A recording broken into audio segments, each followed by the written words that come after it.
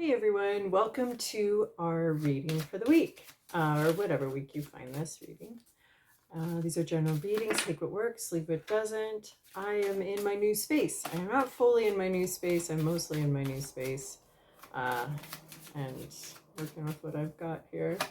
I always forget how chaotic moving is. Unsettling and chaotic. All right, let's see what these cards have. We're starting off with some oracle cards. I just don't want to talk. Maybe, okay. Well, they did want to talk, and then these ones wanted to come out. They're at the top, not going back in. They did want to talk, but then I was like, oh, that's too many, but we got as many as we started with. So this one was the first one, Luna Moth, changes, right? The emergence, a new stage in life. But the Luna Moth also, well, it's a gorgeous, gorgeous moth, honestly. Huge. Almost seems like bioluminescent. Almost. It's not, but... And then there's something about it radioactive. It almost looks radioactive. And it guides itself by the moon. Or that's its guiding light. It's the moon. So, Luna Moth changes, transformations, changes, phases, transformations. But a new phase, basically, is what... Because the moon with its phases, the moth with its phases, it's drawing a connection, a strong connection to those different phases.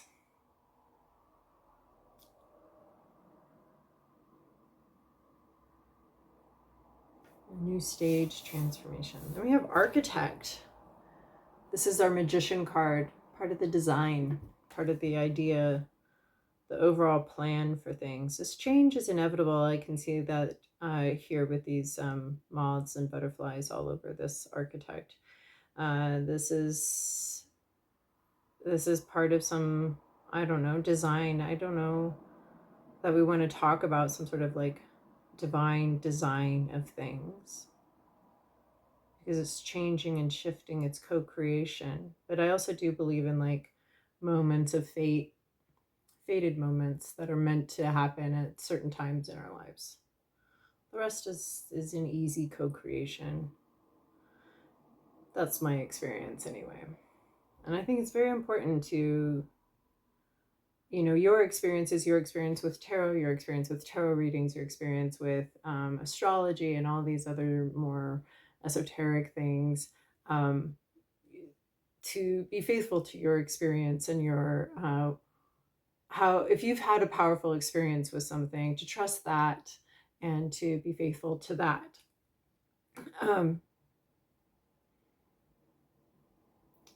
You know, and have a personal belief system. Anyway, the Architect, some sort of design, some sort of plan. There's planning. Maybe there's planning for a new stage, or maybe this stage is part of the plan. We also have the, oh, this is fun.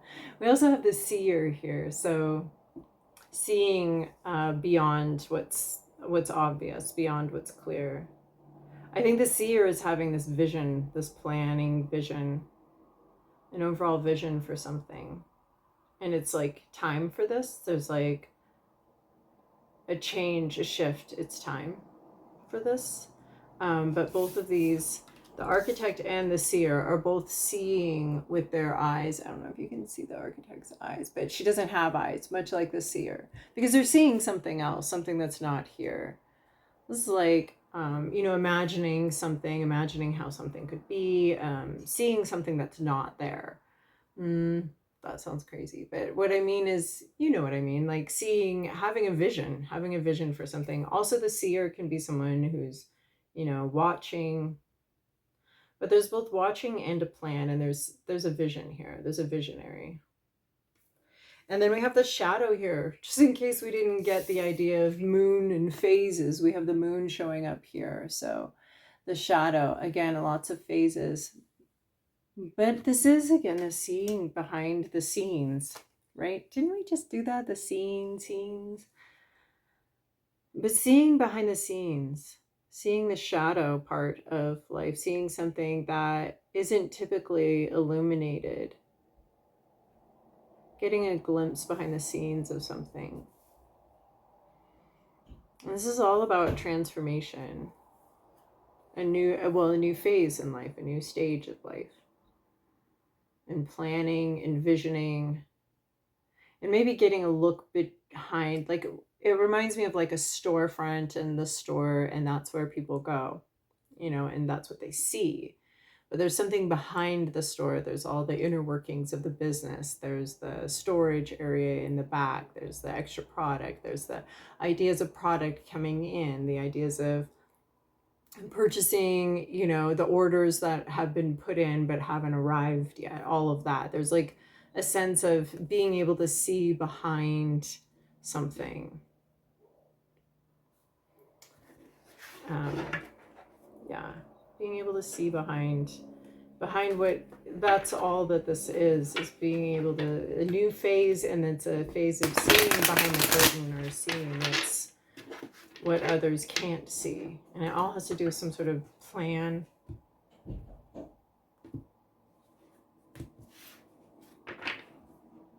Yeah, there's maybe even revelation, something being revealed now too. But this architect, what I'm seeing is like maybe somebody planned to reveal something to you at this point, or there's some plan. I'm not sure that you know the plan. I'm not sure, like, I don't see this architect as you anymore. I see this architect as someone, I mean, I did, you're in a stage, you're shifting through, but I see this architect maybe as someone coming in with a plan. And they've got background knowledge. They've got an idea of what it takes to make something happen. They've got, and maybe they have their eye on you, or they have a plan, they have a vision, and maybe they're revealing that vision to you. But I also see that you are the Luna Moth, is what I see, that you're going through changes in a new phase. And I feel like you both have a plan, but then someone else also has a plan. All right. Let's get into the tarot now. Underlying the Lovers, choices, decisions, seeing and experiencing something or someone that you deeply connect with, that really resonates with you.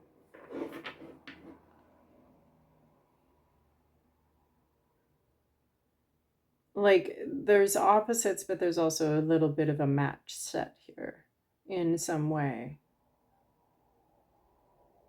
But this card always brings up some sort of difficulty or impossibility. Not impossibility, but something that seems impossible at the beginning. Something that just seems highly unlikely and completely impossible. So compromises would need to be made in order to connect and attach with this thing that you love.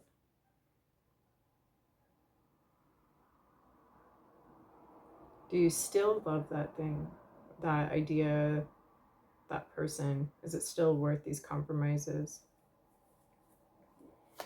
Past, present, inner landscape, what's at issue? Environment, to-do list, possible outcome. In the recent past, we have the Emperor. Emperor is always a bit of a control freak to me.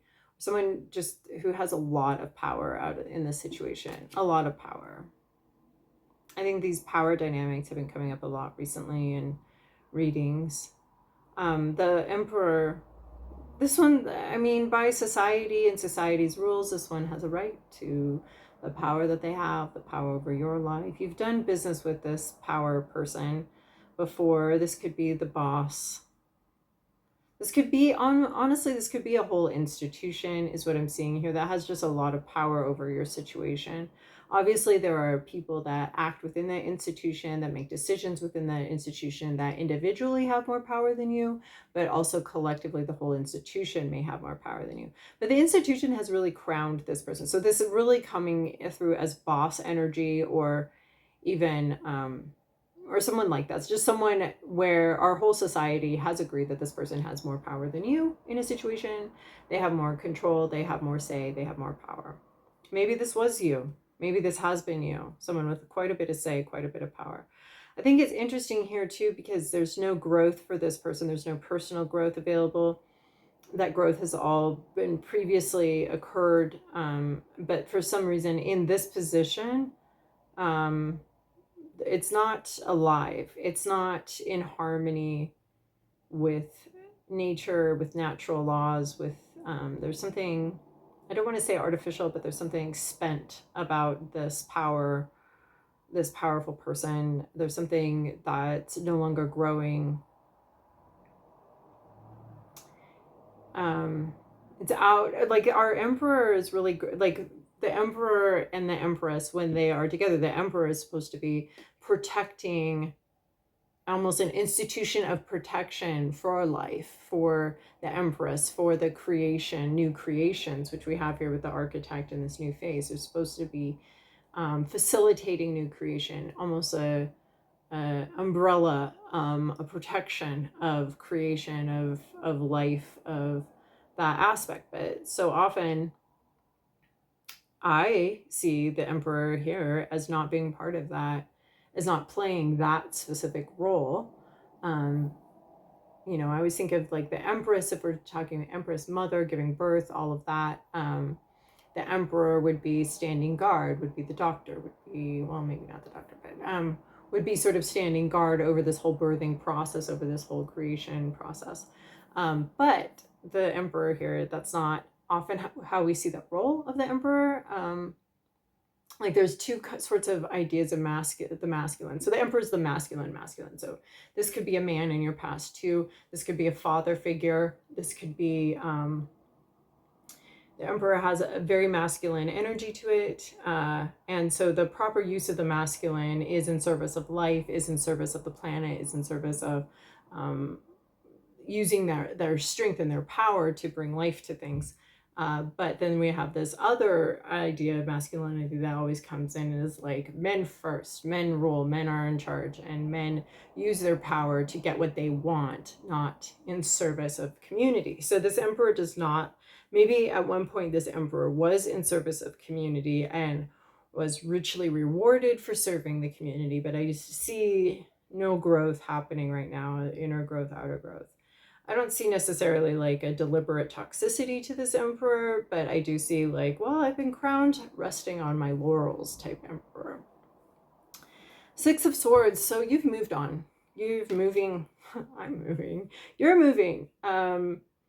Detaching from a situation, up anchor. This is no longer serving me. I no longer have use for this place. This situation with this emperor, I mean, it's just very clear that this emperor does not bring life. Maybe perhaps at one point this emperor did bring life. This emperor was part of protecting, was part of initiating, protecting, expanding life, but is no longer in that role. And the situation is somewhat stagnant, dead. And this person will not be growing, will not be changing. They have achieved a certain status and they are happy with that status, and they're happy to use that status in ways that benefit only them. So obviously you have decided that this is not going to work for you.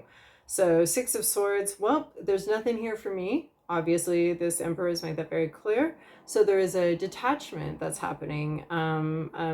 This can be emotional detachment. I no longer care. There's a lot of unhappiness. Like you literally are a black cloud, a little black cloud here. And this anchor is detaching from this place. Look how little that place is. It really wasn't for you at all. There's reasons to have hope, but that's not really your focus right now. Your focus is on the place you're leaving, the situation you're leaving, or detaching from the situation.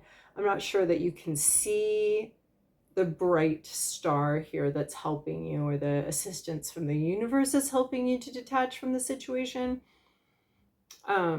This Emperor and the Six of Swords also reminds me of the sort of let my people go, the plagues in Egypt. And I remember reading, that the Lord hardened Pharaoh's heart. And I was like, Lord, you got some issues, sir. Like, why not soften the Pharaoh's heart? If you've got control over the Pharaoh's heart, why not soften it? But I think there was like a last straw in that situation. Like the Pharaoh's heart was hardened to create the last straw, to create the momentum for them, the Hebrew nation, to do this, to detach and move on. Without that last straw, we don't have that momentum. We don't have that that understanding that this is really it. There's not going to be anything after this. We're not going to continue working our butts off for this Pharaoh, because the Pharaoh's not interested in growth, certainly not interested in our growth. Pharaoh's not going to change. So we're going to exit. We're going to exodus. So that you're doing a little bit of an exodus from a Pharaoh, either an institution or a person whose heart has been was hardened. So your hopes, your fears, your new landscape, 10 of Wands. You'd like to put this burden down. You'd like this to be over with already, right? These flowers look great, but they're not really theirs to carry. These are everybody else's flowers, everybody else's issues. This is what this person wants. This is what you want. There's something you want, but it's not possible to carry it and all of this at the same time. So 10 of Wands is 10 being a completion card, ending. Put this bouquet down. This bouquet is a burden. It's not a bouquet. It's a burden. You can put it down because there is something that you want. Maybe you're not real. It's like wanting to want something. It's wanting to have desire and to have a desire for something rekindled, but it's going to be really hard to reach for that new desire with all of this. So this is just, I think, wanting a situation to be over, not wanting to carry the burden anymore, not wanting to worry about it anymore, not wanting to think about it anymore. That's what you want. You would like, you're in this movement of Six of Swords, of detaching, and you just like the situation to be over. Like, you'd like to get to the promised land already. You'd like to, have that Red Sea between you and the Pharaoh, and you'd like to have, that just to be done and over with. So you'd like the Six of Swords looks like a process, and this 10 of Wands looks like you're ready for, you would like the process to be over. You're looking forward to not worrying about it anymore and having it completely done, right? We're in this Moth situation. So we're transforming, we're changing, there's changes afoot. And this is like, I am going to leave this cocoon, and I'm really looking forward to the moment when I have left the cocoon. What's at issue? Page of Pentacles. This can be a child or a not child.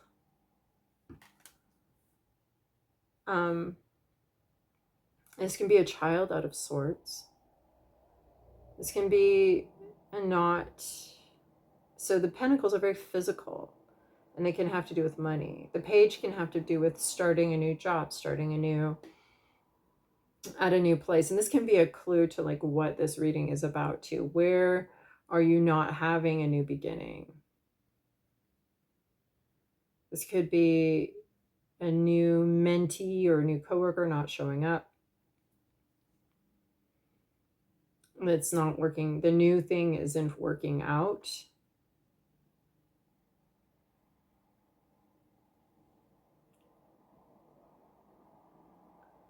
Yeah, a new thing not working out, or even a new person just not working out, or not learning anything new, or not.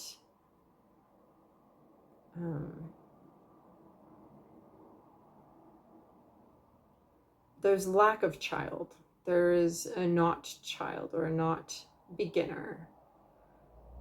not, either you're not beginning something in reality or someone else is not beginning in reality.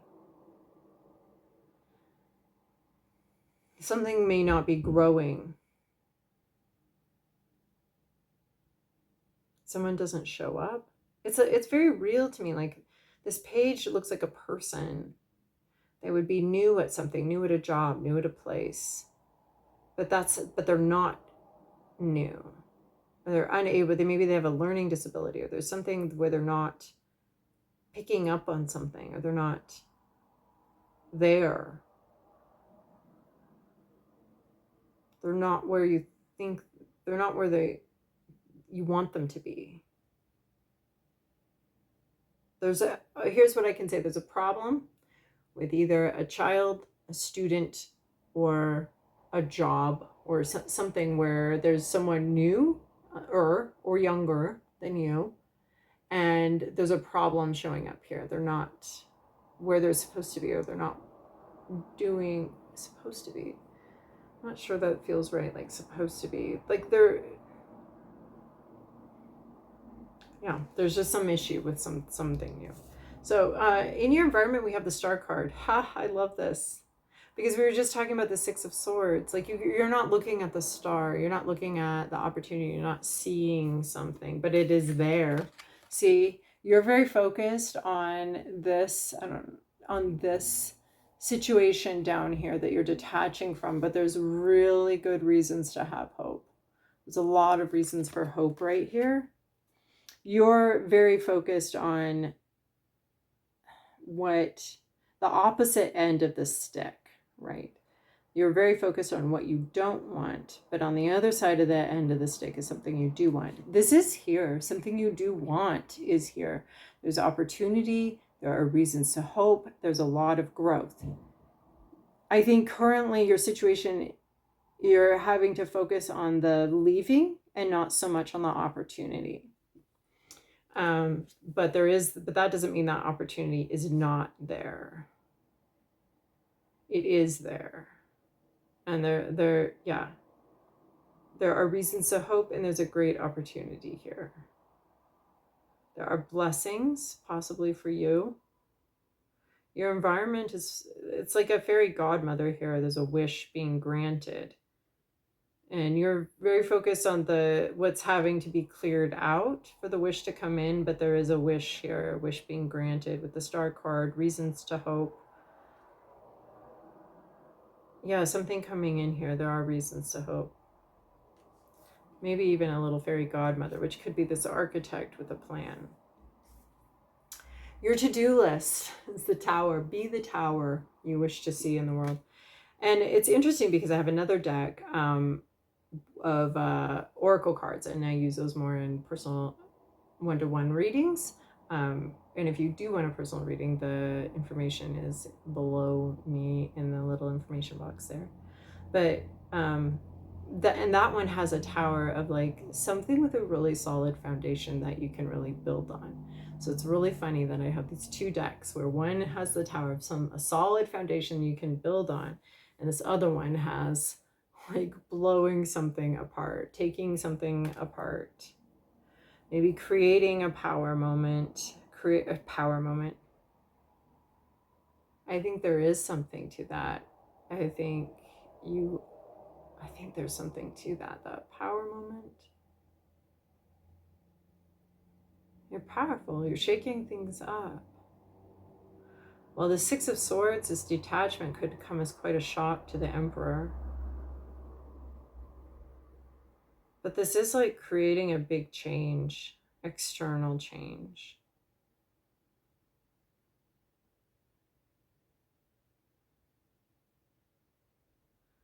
I think there's something too about understanding.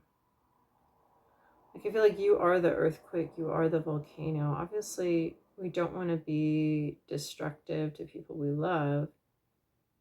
But there's also something here about creating change to a foundation, shaking the foundations of something. I don't know how you do that, But I don't think it's a trying to create trauma. I think it's trying to, like, you have to break out of your chrysalis here. You have to break something apart. It could be pretty shocking. You might end up doing something very shocking here.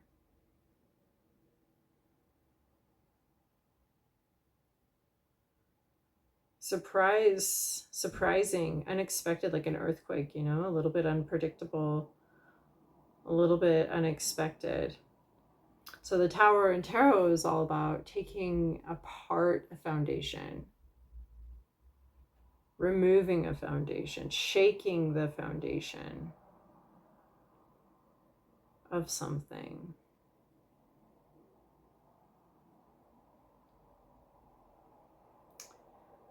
There's a sentimentality here too for something that's really served you well,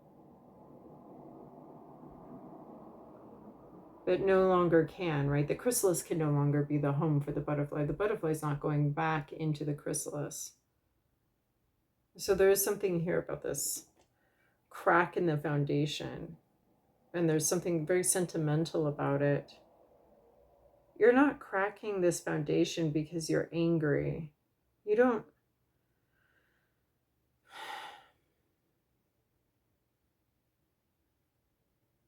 I think you're very calm throughout something.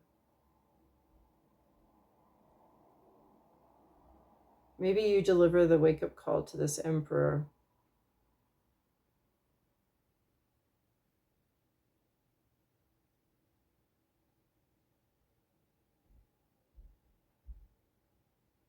But there's being finished and completed with something that's been a solid foundation in your life. But it's more than just walking away.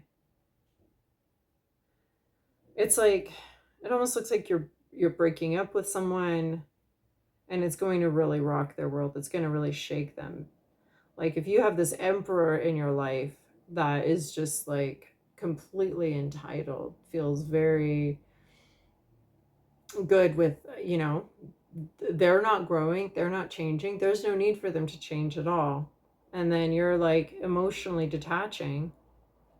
And this emperor will just treat you the way they want to treat you. You don't really have a say in how they treat you. You don't really have a bunch of leverage in how they treat you. And so you're emotionally detaching. And at some point, that is going to lead to a physical separation, a physical detachment. And it's not, I don't see it as something that you wanted, but something that you realize is necessary. So this could be about a job. This could be about a relationship. This could be about something I think that you really have loved and cared about. But there is a sense in which it's no longer useful to you. It's no longer, right? I was getting that off the Lovers. Is this still something that you love? And you might surprise a lot of people with your answer to that question.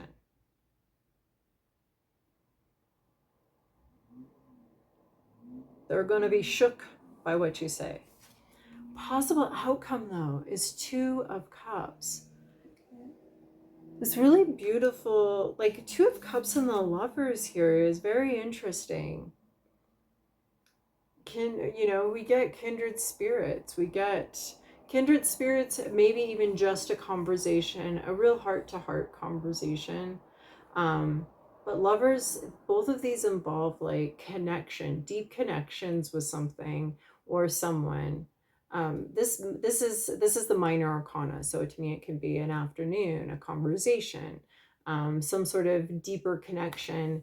It can be larger and smaller, but this is the major arcana. This is about what do you love in your life. Like this is a larger question where this is more of an instance. Or can be, more of an instance, more of an event, more of a moment.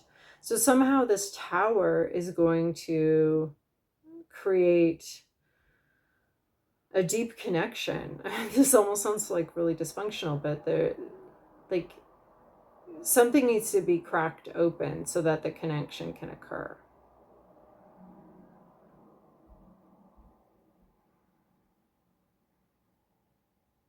So maybe you need to like, there's some sort of shakeup in real world shakeup that creates like a deeper connection with someone, or a conversation, a meeting of the minds, a meeting of the hearts and minds. There's care, there's affection, there's closeness here in this Two of Cups.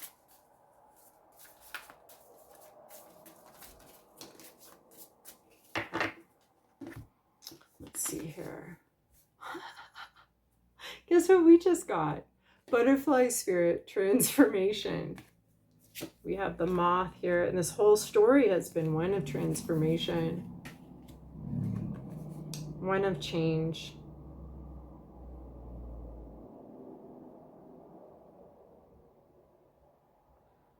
The transformation of your, in this Tower, this is change, this is external change, whereas death is more like internal change and in the acceptance of an external thing. This is external change, and this butterfly spirit too is external change. And I love the connection on this card between the butterfly spirit and the pearl. We're both taking things that it's transformation, like the pearl from the little grain of sand, or the irritation within, some sort of inner irritation leading to some sort of, I don't want to say priceless, but some sort of like highly valuable new thing. And the caterpillar, going through some sort of transformation, right? And the pearl being created within this like clam, within this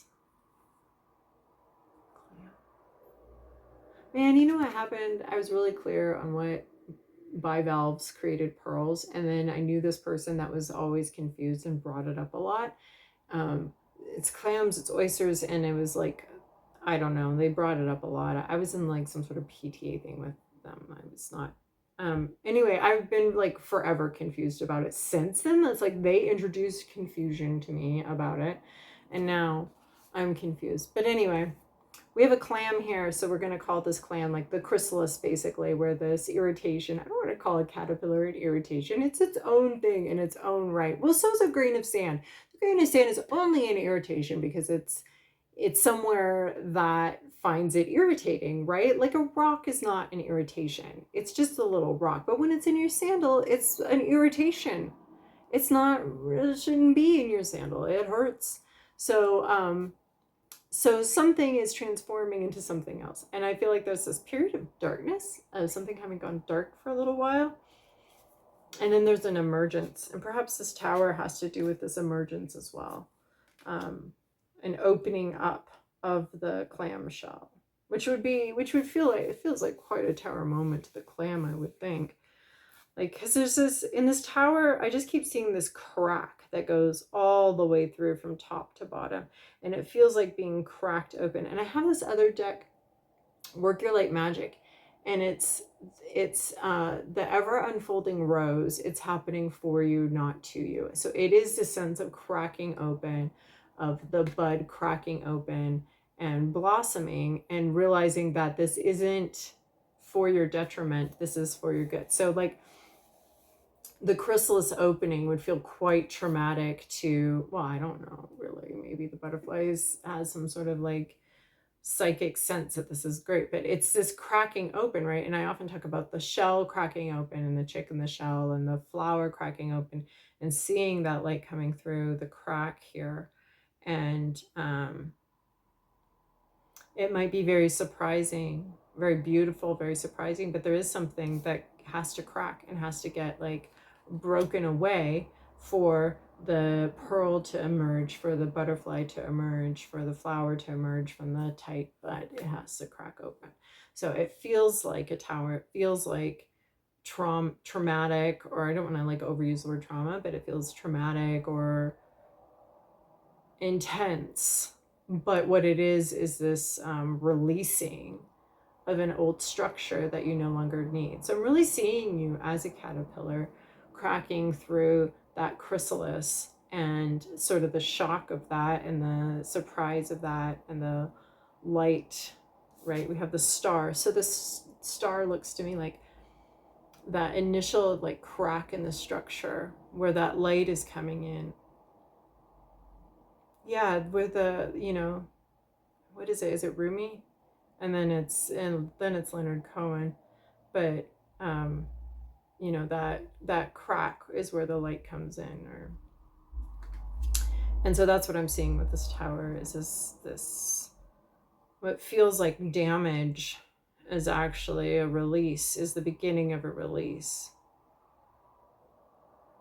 even though it can be really traumatic. I'm reminded of like my own sort of divorce and the sensation of my family being ripped apart. What it did was create freedom, and a lot of and it was some blessed light coming in, and it was a blessed rebirth of family, but it definitely did not feel like it. So there's a sense of labor pains and you know difficulty, and in this new birthing, in this transformation, there is difficulty. You want to be at the end of the transformation, but you are not there yet. In the transformation, there is difficulty, there is pain, but it is all in service of a new stage of life, a new place in life. And it does bring you, there's something coming in here, a beautiful conversation, a beautiful connection is all part of this.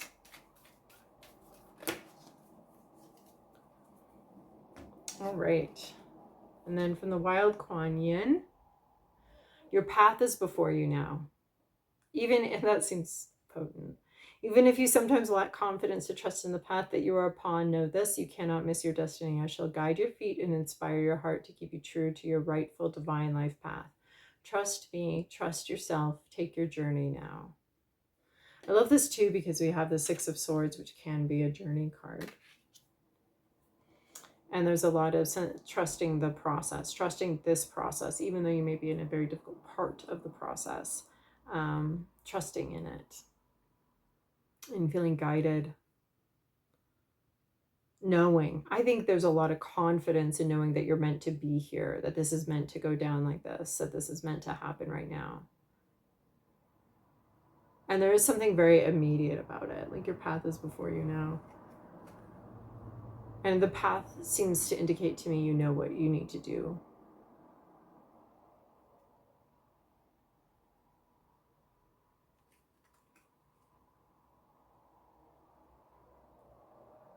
You know what you need to do. All right. Well, I hope that was helpful. And I hope that next time I see you, I have a better backdrop and all of that. So thank you so much for joining me. I very much appreciate it. Yeah, I love doing these readings. I love how they have these repeated messages and they circle back around on each other, and they can be so illuminating. So I hope it was for you. Bye.